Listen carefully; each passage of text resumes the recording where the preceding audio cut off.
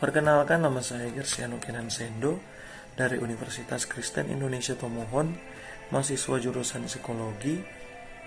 Dan saat ini saya akan membagikan salah satu materi mengenai penskalaan, yaitu metode rating yang dijumlahkan. Nah, metode rating yang dijumlahkan ini sendiri populer dengan nama penskalaan model Likert, merupakan metode penskalaan yang berorientasi pada respon. Dengan kata lain, tujuan penskalaan dalam metode ini adalah meletakkan kategori-kategori respon pada suatu kontinum. Nah, lalu pada penskalaan dengan metode ini, data diperoleh dari kelompok responden yang diminta untuk memberikan responnya dalam 5 macam kategori. Sebagai contoh adalah respon yang sangat populer, yaitu sangat tidak setuju atau STS, tidak setuju atau TS, tidak dapat menentukan atau entahlah yang adalah E, setuju yaitu S, dan respon yang terakhir yaitu sangat setuju atau SS.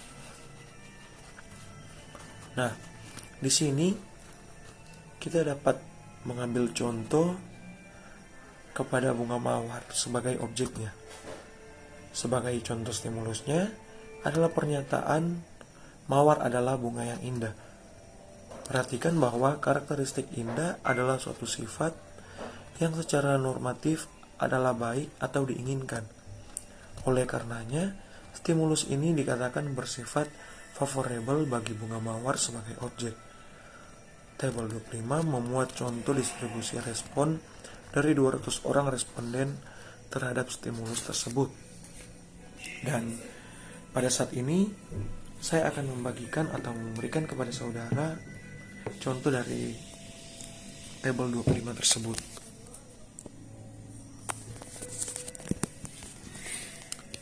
Nah, bisa dilihat di sini, ini adalah contoh dari tabel 25 yang memuat frekuensi jawaban atau F untuk setiap kategori respon.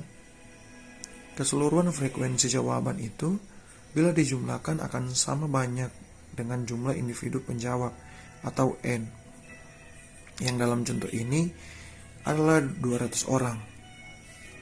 Lalu, proporsi atau P diperoleh dengan membagi setiap frekuensi dengan banyaknya responden, yaitu F dibahagi dengan N.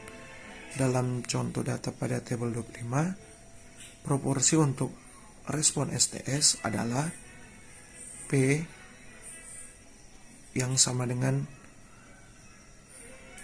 4F lalu dibagi dengan 200N. Maka di sini kita dapat dan memperoleh hasil yaitu 0,020. Lalu kita lanjut ke lajur ketiga, yaitu lajur yang memuat harga PK, yaitu proporsi kumulatif. Cara untuk kita mencari proporsi kumulatif adalah jawaban dari hasil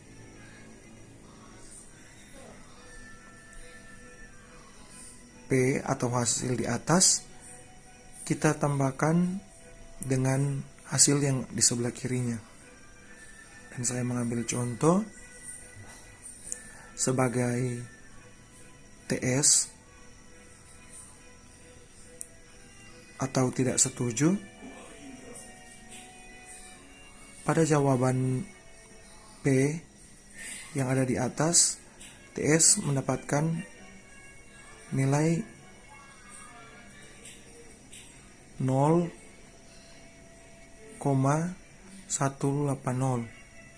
Lalu jika ditambahkan dengan 0,020, maka mendapatkan hasil 0,200. Begitupun seterusnya. Lalu kita lanjut ke dalam lajur yang keempat, yaitu PKT atau adalah titik tengah proporsi kumulatif yang dirumuskan setengah dari proporsi bersangkutan atau P dan proporsi kumulatif sebelumnya yaitu PKB. Nah, sebagai contoh, PKT untuk kategori jawaban E adalah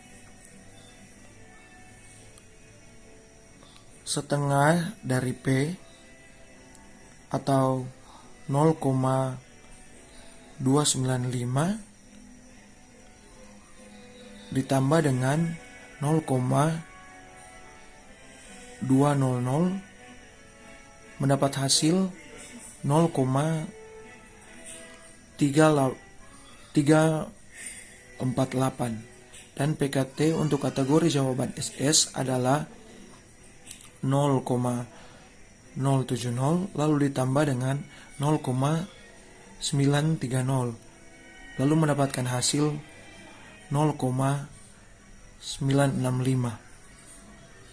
Nah, melalui hasil dari proporsi kumulatif tersebut, kita dapat menentukan hasil Z.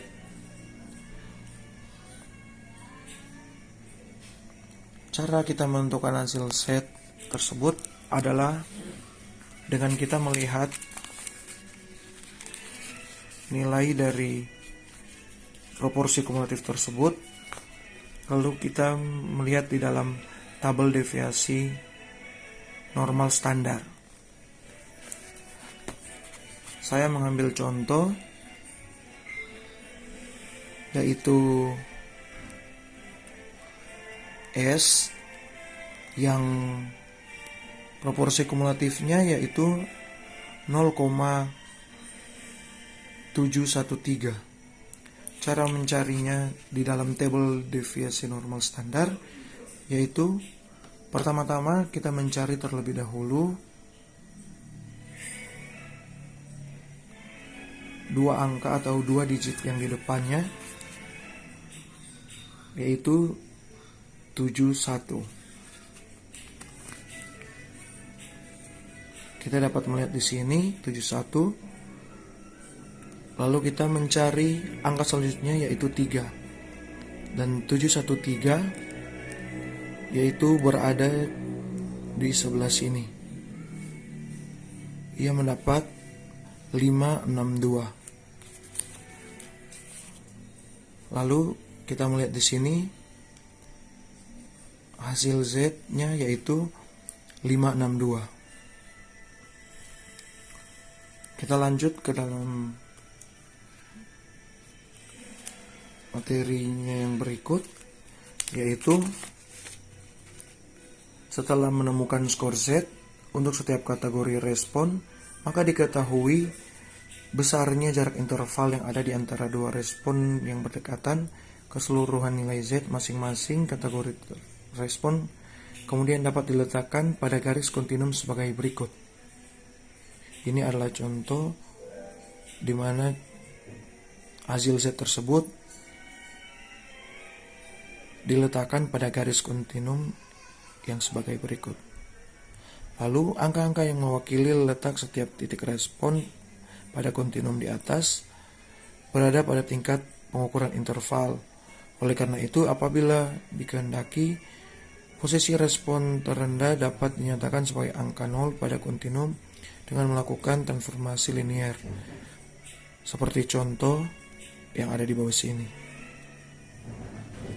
Lalu, skor Y bagi setiap kategori respon sebagai hasil konversi dapat diletakkan pada garis kontinum yang contohnya sebagai berikut.